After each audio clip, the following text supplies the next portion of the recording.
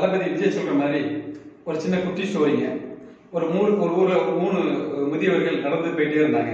நடந்து போயிட்டு இருக்கும்போது அவங்களுக்கு இலைப்பாறுவதற்காக ஒரு திண்ணையில போய் அமர்ந்தாங்க.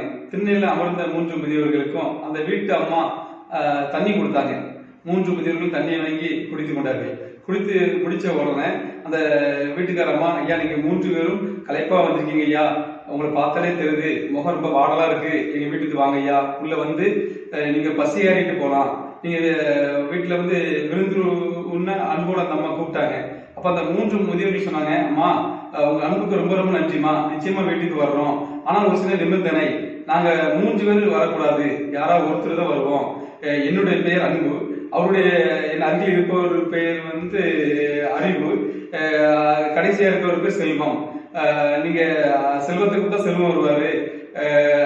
அது மாத்திரம் இல்ல, இந்த 3 பேர்ல யாரை நீங்க கூப்பிடுறீங்களோ ஒருத்தர் தான் நாங்க வர முடியுமா அப்படின்னு இந்த 3 முதியவர்கள் அந்த அம்மாவுக்கு அழகாக பதில் சொன்னார்கள்.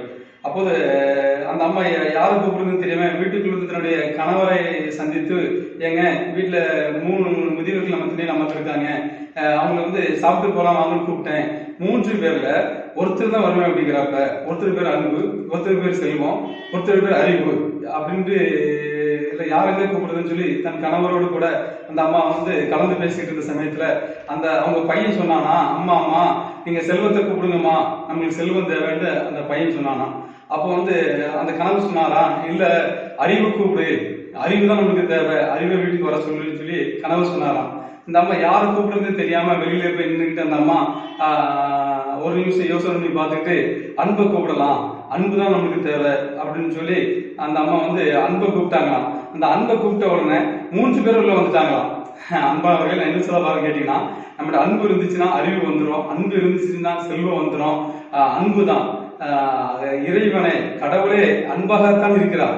கடவுள் அன்பா இருக்கிறதுனாலதான் நம்மளும் அந்த அன்பை மாற வேண்டும் என்பதற்காக தான் கடவுளே சொல்றாரு, அன்பா இருக்குன்னு சொல்லுகிறார்கள். அன்பு எங்கு இருக்கோ அங்க செல்வமும் அறிவும் நிச்சயமா இருக்கும் என்று உங்கள் மத்தியில் பதிவு செய்ய விரும்புகிறேன். அன்புக்குரியவர்களே, பணம் சம்பாதிக்க 1000 வழிகள் உண்டு, உணவை சம்பாதிப்பதற்கோ விவசாயம் மட்டுமே உண்டு. அன்பானவர்களே, இயற்கையை காப்போம், அன்பாகவே இருப்போம். அண்ணாச்சியின் அன்பு வணக்கம். ஈரோடு மற்றும் சுகுணா மருத்துவமனை அருகில் ஈரோடு மெயின் ரோடு திருச்செங்கோடு மற்றும் செங்குந்தர் திருமண மண்டபம் அருகில் தேவனாங்குறிச்சி. தொடர்புக்கு 9865377539. தமிழகத்தின் அனைத்து முன்னணி பிராண்ட் அரிசிகளும் வாங்க நம்ம செல்வரதி அரிசி டிப்போவுக்கு வாங்க.